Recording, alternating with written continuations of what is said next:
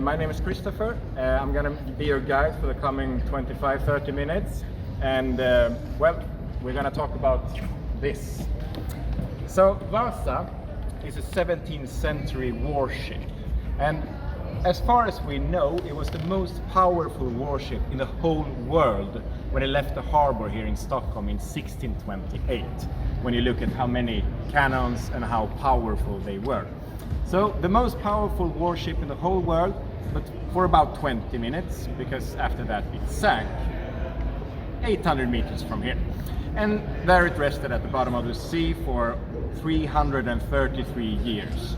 So in a way, we're looking at a huge failure, but at the same time it's a huge success, because Vasa is the reason why this museum is one of the most visited museums in Scandinavia, and also because Vasa has given us a lot of knowledge about, well, history in general, but mostly maritime history. So, and the research and everything, it never ends.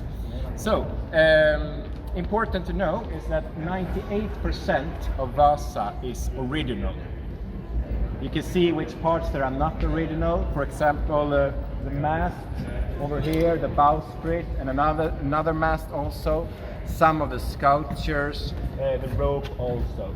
And how is it like that? Well, it's because the Baltic Sea creates a very good environment for wood. For different reasons. It's low on oxygen, it's pretty dark, it's also pretty cold. But it's mostly because it's brackish. It doesn't have that much salt, and therefore the shipworm doesn't thrive in these waters. And the shipworm is actually a clam, and that one eats wood. For that reason, there has been identified more than 10,000 shipwrecks in the Baltic Sea, and maritime archaeologists believe that it can be up to 100,000 shipwrecks in the Baltic Sea. Yes. That's amazing. Thank you, Christopher. This is fantastic. It's a beautiful museum and an amazing shipwreck. And how many people were on Vasa when it sank? We don't know for sure, but somewhere between 150 and 250. Wow. And so this museum opened in 1990. 1990, and there's ongoing work to preserve the ship. Yeah, the big project right now is to change the whole supporting system for the ship. Since wood is organic material, it's moving, and Vasa is actually sinking once again. So they are putting on a new support system for the whole ship that will hopefully make it last even longer, a lot of 100 years more, so we can see it anytime soon.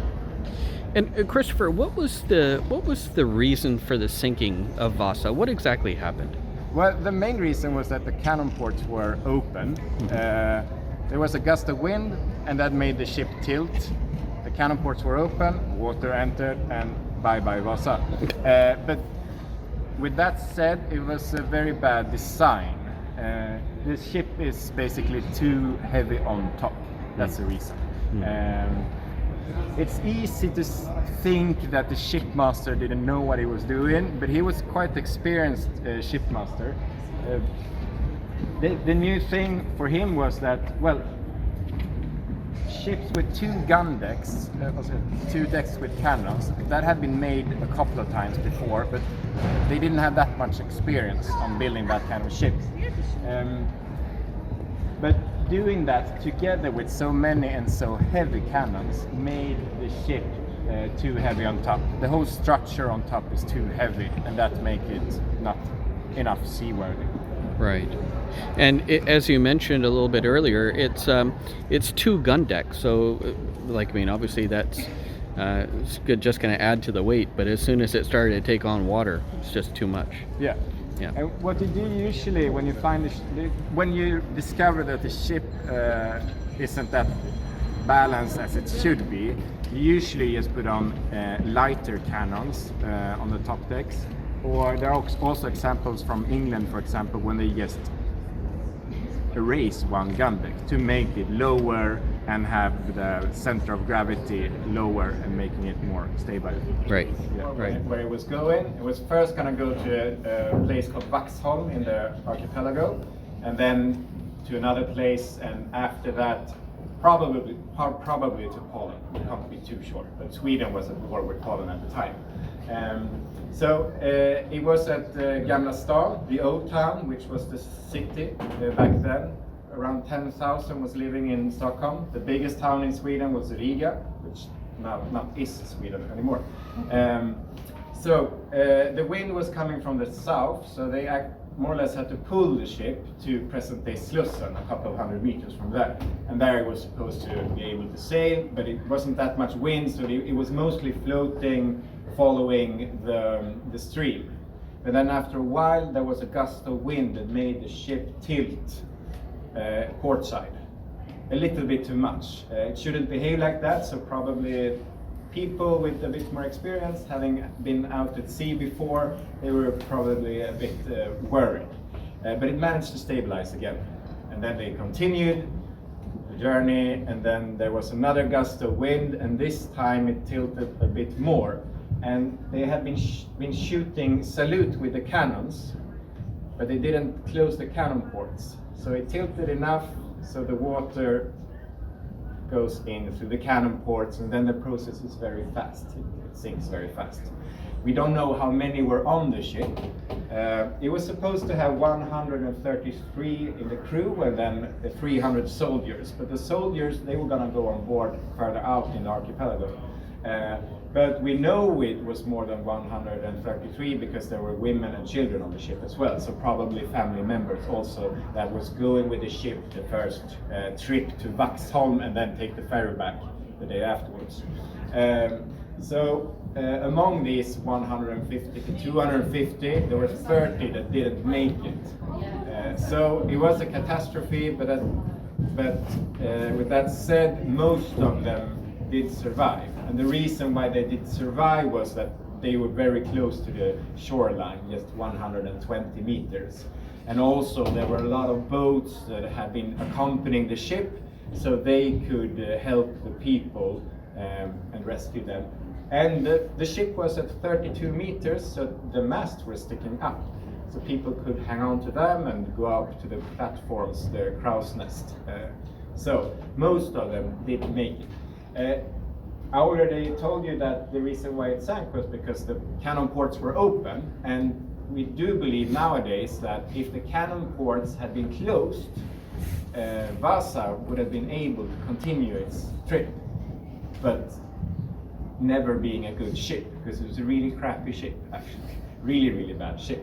The sister ship of Vasa, that was came 1 year afterwards, and that was found 2 years ago by maritime archaeologists at our sister museum, Vrak, Museum of Wrecks.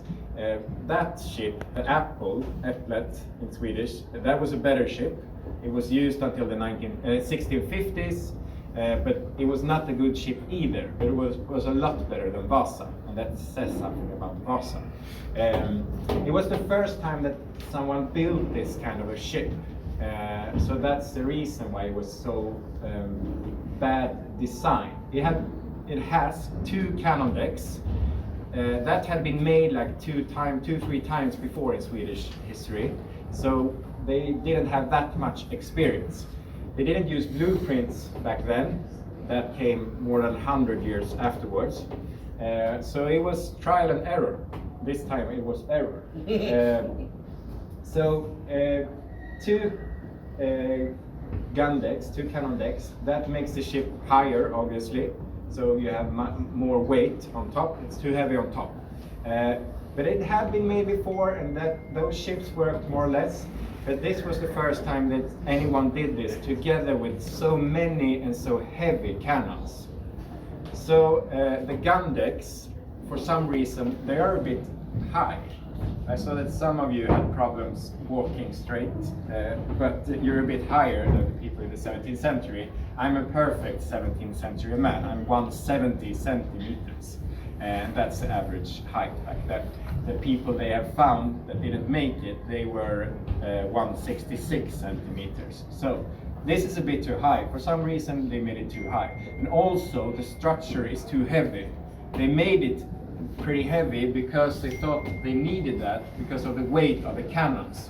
So even if you don't have the cannons, the ship is still pretty heavy on top. So that made it a very bad ship. Also, it's pretty narrow. The Apple, the sister ship, is like 1 meter wider, and that made it also more stable. Yes. There are questions so far? No. So, what to do then? Someone has to tell the king what happened. The king is in Poland fighting with his cousin, actually. It's his cousin who's the king of Poland. So someone has to send him a letter. And who wants to do that? Any volunteers? No? Okay, so the whole private council, to simplify it, the government, they write a letter and they sign it together, and they tell the king that, okay, we're gonna, something bad happened, we're gonna solve the problem. They didn't, and I told you that they tried to do it. At least they managed to salvage the cannons, but that was later. So, yes, let's continue then. I forgot to mention that when we passed the ship model we have down there shows the colors that Vasa had as a result of a color identification project that was going on for a couple of years. In the beginning they thought that Vasa was blue and yellow as a Swedish flag, but it turned out that it had a lot of different colors. And a lot of sculptures, around 450 sculptures and hundreds of other kinds of decorations and ornaments. So 20% of the total labor cost was dedicated to sculptures. So obviously they thought it was pretty important to make it look pretty. This is a warship. You suppose the most important thing is the cannons, but this is almost as important because this is a propaganda ship. You want to impress both the enemy and your friends, and you want to communicate different messages. And the message that has been, that people who has a higher salary than I do, they say that the message they want to communicate is that Sweden is a superpower. The Swedish king Gustav II Adolf is the highest, is the rightful ruler of Sweden, and that Sweden has both the money and the knowledge on how to build this kind of a ship. We know how propaganda works. It doesn't always correspond to reality. For example, Sweden was not a superpower, and it has never been a superpower either. It was quite a big country, and it would be an even bigger power during the 30 Years' War. But that's a little bit in the future. We're not there quite yet. Gustav II Adolf, as a rightful ruler, that's Gustav II Adolf, supposed to symbolize him. So we really want to show that he has been crowned as the King of Sweden. He has the need to say that because there are some people saying that he shouldn't be seen as the King of Sweden, and they are quite right. Sweden is at war with Poland, they're fighting for the same territories, but one other big reason why they're at war with each other is that the king Sigismund in Poland, he claims that he should be the King of Sweden, and he's quite right about that. I'm not going to go back to the Stone Age, but in 1520, about 100 years back, we have something called the Stockholm bloodbath. Sweden was a part of a union with Norway and Denmark.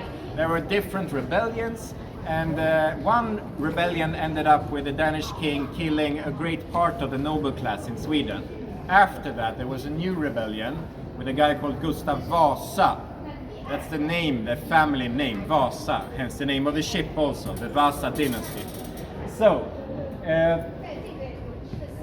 yes, so he makes a new rebellion, he claims the throne in Sweden, and then after that he gets several kids. One is called Erik, he becomes the king when Gustav dies.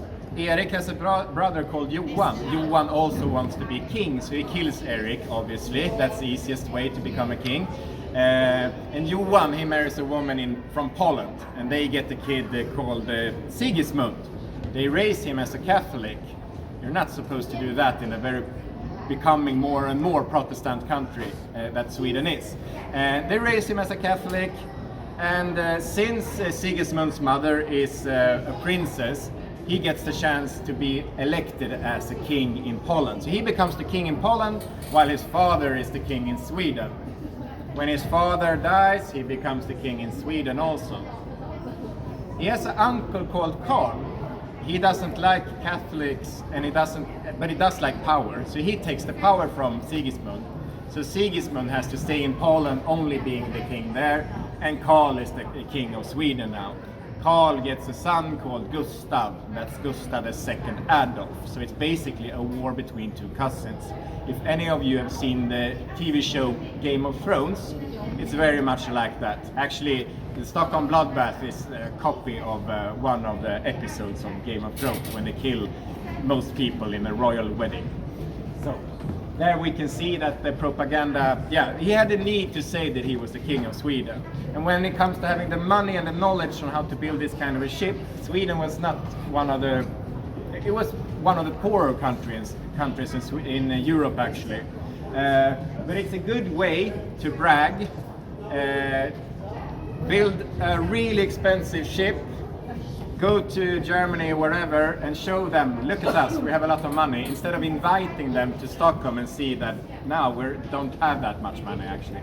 And the knowledge was imported from present-day Netherlands, and that was pretty common back then.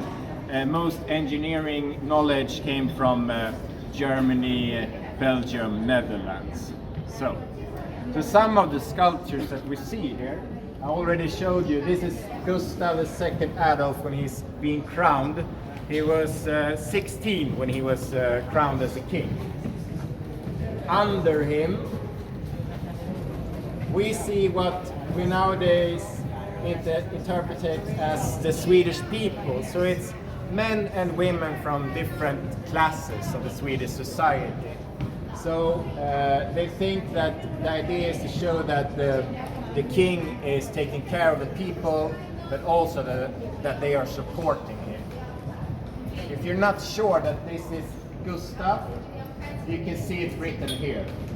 It says G-A-R-S. So Gustavus Adolphus Rex Svecia. So Gustav Adolf, King of Sweden.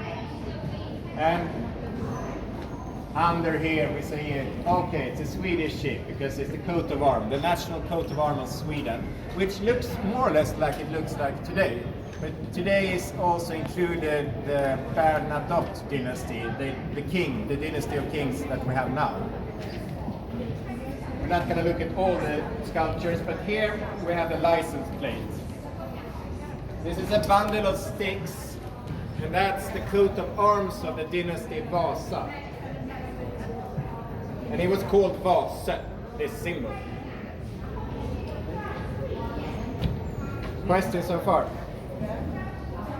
So how was the information flow in the 16th century? Because if you're trying to portray this propaganda of a ship, and then your enemy Poland finds out that your massive ship just sunk, and not even because of a fight. They were very happy with that. Denmark and Poland were pretty satisfied. They didn't even have to do anything to it. No. It wasn't didn't have a great impact because the Polish fleet was not big. Denmark already had problems because they were involved in the 30 Years' War. So the Swedish fleet, they lost 10 ships just a couple of years before that. They lost 1 month after Vasa, they lost 2 other ships. Not at war, not in a storm, it was just bad ships.